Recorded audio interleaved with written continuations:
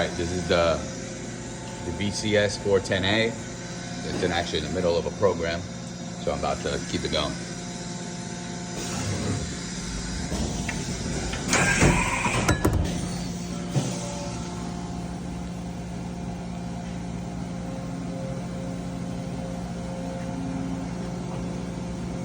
It's cutting right now, just some Kovar steel, like a nickel alloy.